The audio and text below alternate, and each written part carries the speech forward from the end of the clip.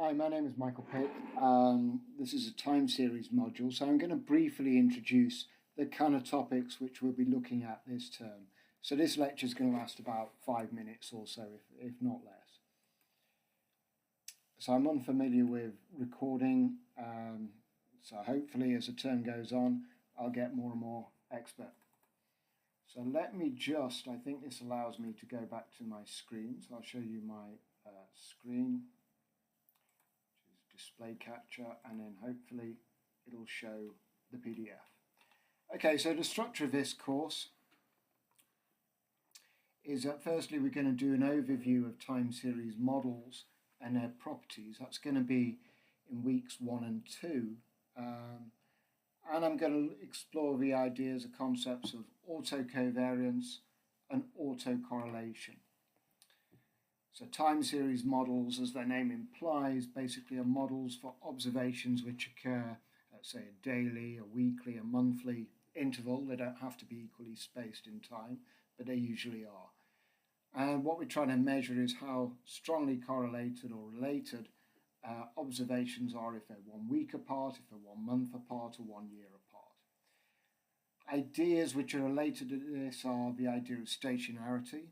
In the long run, do things mean revert? Do they tend to work under the same probabilistic law, or do they drift off? Okay, so some examples of that arise where stock market returns, for instance, are typically considered or modelled to be stationary, whereas stock prices themselves are more like a random walk, which is non-stationary. They drift off. So examples we'll be considering are the random walk model, moving average processes, and more generally linear processes, which encompasses both of the previous two, random walk and moving average. We'll also talk to some extent about autoregressive models, and in weeks 3 and 4 we'll get on to general classes of both autoregressive models, ARP models as they're called, and general models of moving average processes, MAQs, okay, where the P and Q represents the number of parameters in these models. We'll also explore ARMA models. These are so-called mixed models which have a mixture of autoregressive and moving average components. So these are called ARMA PQ models. And the advantage of these models is that typically you can model processes which arise in time using far fewer parameters. So they're more parsimonious, as it's called. In weeks 5 and 6, we'll be talking about the estimation of such models, and there's a variety of estimators which are out there, perhaps too many.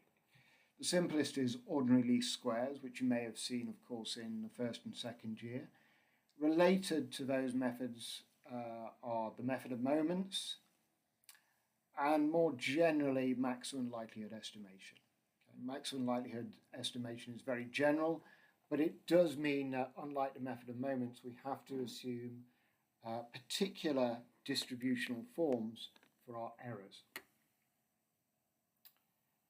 Then we'll get on to more interesting models, non-linear models, in later weeks, in weeks 7 and 8, and these include GARCH models, bit of a mouthful, but these are generalized autoregressive conditional heteroscedasticity models.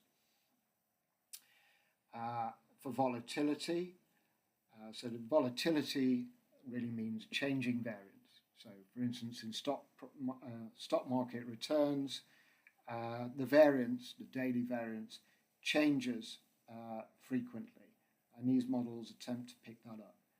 Similarly, stochastic volatility models also attempt to pick that up, and they can be used for predictive purposes, for instance in options trading or in portfolio allocation. Okay, we'll also go through Bayesian estimation techniques where time series models also apply, and we'll go through state space models and the Kalman filter. Okay. So state space models have the advantage of encompassing all the previous models which we've dealt with, or most of the previous models which we've dealt with, and the Kalman filter provides a unified method of estimation. So all of the notes will be available in PDF form for each of the weeks. I'll try to put that up well before we cover those as PDFs, and of course that's going to be complemented by the lectures and the problem sets. Okay, thank you very much, and we'll begin with the next lecture.